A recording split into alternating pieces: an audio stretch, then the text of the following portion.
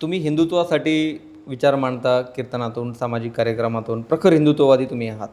पण दुसरीकडे याच महाराष्ट्रामध्ये हिंदू धर्मातल्या जातीजातींमध्ये पण ओबीसी, मराठा हे जे काय सध्या सुरू आहे, बऱ्याच दिवसापासून सुरू आहे, तर हे पाहून काय वाटतं तुम्हाला? दुःख तर होतच आहे, कारण ज्ञानोबरायांचा विचार आहे जातीपेक्षा धर्म महत्त्वाचा आहे. तुकोबरायांचा विचार आहे जातीपेक्षा धर्म महत्त्वाचा आहे. शिवराय शंभूराजांचा विचार आहे जातीपेक्षा धर्म महत्त्वाचा आहे. पण आता जे छोट्या मोठ्या काही गोष्टींवरनं जे सुरू आहे त्याने दुःख होतं, पण एक मनात खात्री आहे की परिवार म्हटलं की भांड्याला भांडं लागतं. पण मला विश्वास आहे जेव्हा संकट धर्मावर येईल ना, हीच जे आहे ना, जे आता नेतृत्व करताय जातींचे, हीच लोक म्हणतील आता धर्माच्या नावाने एकत्र यावं लागेल.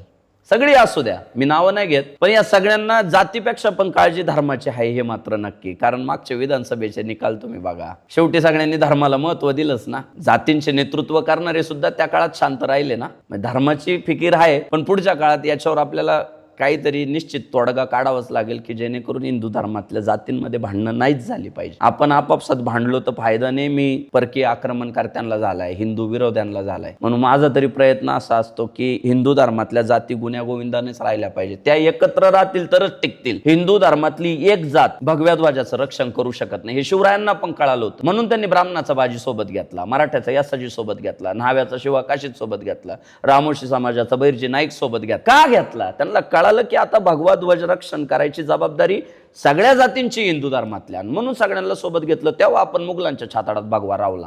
मग तेच आहे आज पण. आज जे आपल्याला येत आहे ना, आपल्यात जे भांडणं होत आहे ना आता हिंदू धर्मातल्या जातींमध्ये, गुदगुल्या कोणाला होत आहे तुम्ही बघा सोशल मीडिया चेक करून. अहो ते लांबून माझ्या पाहत आहे, आणि त्यांचे जे टार्गेट आहे ना पुढच्या काळातले त्यांच्या धर्म विस्ताराचे, ते पूर्ण होण्याच्या दृष्टिकोनातून ती वाट चालेल. पण आपण होऊ देणार नाही. आम्ही कशाला किती भांडणं वाहू द्या, ज्या गावात जाऊ आम्ही तिथला जातीयवाद संपवणार आणि तिथं हिंदुत्व पेरूनच येणार, तिथं भगवा ध्वज रोवूनच येणार. बघा तुम्ही, साधू संतांनी मनावर घेतले. आता गावागावात जाऊन आम्ही तेच सांगतोय, जात पात की करो विदाई, हिंदू हिंदू भाई भाई.